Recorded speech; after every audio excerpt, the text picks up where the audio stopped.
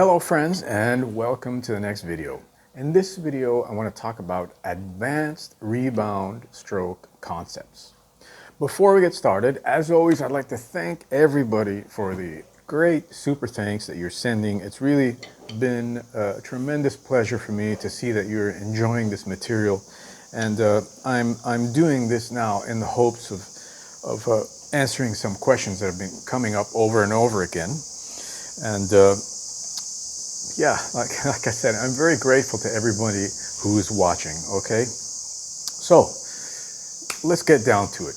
We're going to be using my book, Paradiddles and the Magic Sticking, to help you get through this phase. Now, why am I using this book? Because I wrote this book in India, and it's based off phrasing that tabla players use and mridangam players use, and it's just beautiful phrasing. I've applied Western rudiments to the phrases so that we have a basis on which to go off of and, you know, work on the kit or on your hands or whatever you want to do. This book's a great hand workout too, by the way, because it's a really fun, and it gives you phrasing ideas, which is really different than studying rudiments by themselves. I would say that rudiments are like one piece, isolated piece of something, of a phrase, and you know, you can string them all together, but the thing is to create phrases, musical phrases out of them, and not just repeat rudiments in a sequence or whatever way, right? Eventually, you're going to want to play freely and apply the basis of what rudiments gives you to the set and to your music, okay? So that's why we have this book, Paradiddles and the Magic Sticking. If you don't know what magic sticking is, you can go back here on the channel and watch it. I'll just give you a quick example. It's basically you add 2 diddles after whatever rudiment that you do. Okay, so if you do paradiddle, paradiddle, left, left, right, right. If the left-handed paradiddle, paradiddle, right, right, left, left. Okay, so it sounds like this. It's an extension of a paradiddle, basically. Okay. But I call it the magic sticking because you can insert that in so many places. You'll see when you get the book, okay? So, now, another reason I want to show you this is because I've been getting questions, for example, like, can I use the rebound stroke if I want to play a super loud double stroke roll, for example? That's one question from a very nice drummer. I can't remember where he's from. And the answer is yes, of course you're going to be doing the rebound stroke, right, when you do that. But the question for me is, why would you worry about that too much? Now, maybe you can think of how many times during a song that you've ever played in your life where it called for an extremely triple forte, extremely loud double stroke roll, okay? My point is, unless you're a classical percussionist, concert percussionist, why would you worry about things like that so much that you don't take the main gist of what these whole studies are about? These whole studies are about facilitating phrasing for you, learning choreography so you can put them on the kit and throw them on the kit so that they flow naturally from one beginning of a phrase to another, right? Or through a bunch of phrases. That's the whole reason you want to study the rebound stroke. Besides playing more relaxed and more open and having a different kind of a sound, you know, the reason you want to do that is so when you get to the kit, you can flow much better, and learning the choreographies allows you to throw things. I'm going to get into that on the kit soon here, but that's the main purpose of all these studies. Another question I got asked by a very nice drummer, can't remember his name now, but he asked me, if I'm doing like on single strokes and I'm rebounding single strokes, am I still going to have the accents? What if I don't want accents in my single stroke? The whole point, again, of this exercise, of the single stroke with rebounds, is to loosen you up, to allow you to feel this ball of energy that we talk about here, okay, which is in sync, which you sink into by using the elements that we talked about before: downward pressure, the rebound stroke, choreography, etc. Okay. Now, I'm going to show you a few exercises here from the book so you can get a nice idea of what you have to concentrate on. All right. The amount of phrasing that you have is unbelievable in the world, especially once you get into, you know, phrasing from India, phrasing from Cuba, stuff like that. There's so much to work on your phrasing, that individual bits of it, like fives, you know, seven, six stroke, all these minor things you should have down already. You shouldn't worry about them anymore once you have them with a rebound. And don't worry about taking one little snippet and making, oh, I can do, you know, what if I want to do, man, just the roll is just a roll. Okay, it's a texture on drums. Remember what Murray Spivak says. The rudiments are a series of fingerings used to create textures on drums. And that's one of the most beautiful things that I've heard anyone say about rudiments. Because, you know, you want to make music with all this after all. Not sit here and be thinking like in drum corps. Even drum corps guys, the really good ones, I don't think they think that way.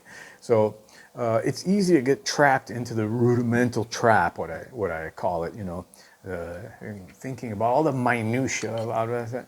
Nobody cares. Okay, what people do care about is your musicality and how you can make your ideas flow. And for that, the rebound stroke and all these studies are absolutely necessary. Okay, so let's do the first exercise here. I'm just going to play it slow for you so you can get an idea of what it is. It's basically two paradiddle diddles and then magic sticking, and it's going to sound like this: 1, 2, 3, 4.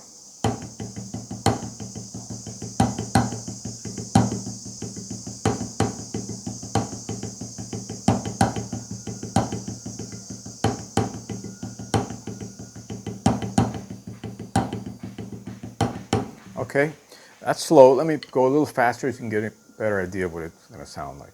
1, 2, 3, 4.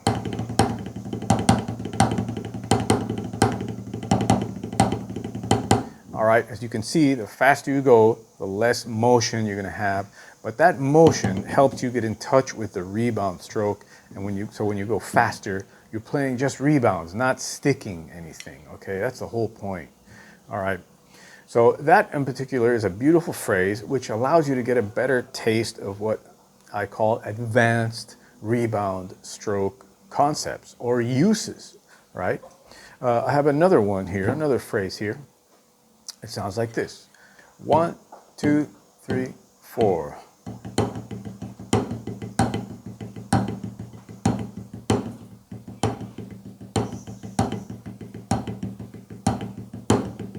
Okay, as you can see, the choreography is important there, and using the rebound stroke as much as possible when you're doing it slow will allow you to go faster. Okay, one more time: 1, 2, 3, 4.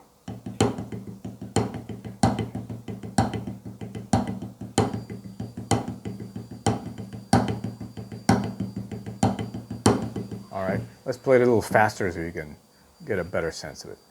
1, 2, 3, 4.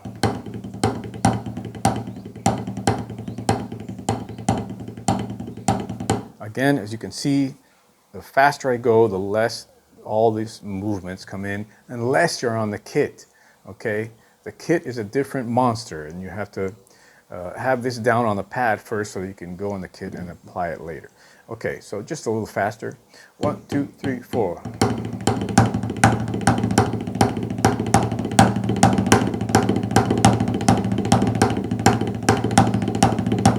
All right, so you get a nice idea of the phrase. Ba, da, da, da, da, da, da, da, da. All right? That is the purpose of this whole study, okay? Now you start to string longer phrases together, all right? This next exercise is from the 2-bar phrases section of the book, and it's going to sound like this. This is exercise 1 from this section, okay? 1, 2, 3, 4.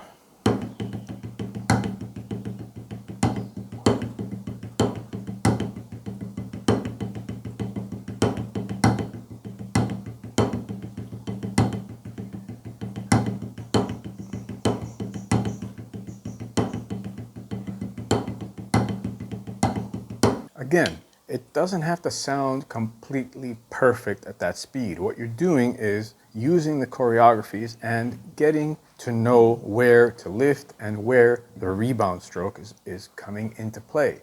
When you do it faster, then you can start to think about smoothness. I mean, it's nice to think about smoothness all the time, but that's not the main purpose of this thing. So here we go. Exercise 1 again of this, a little faster. 1, 2, 3, 4.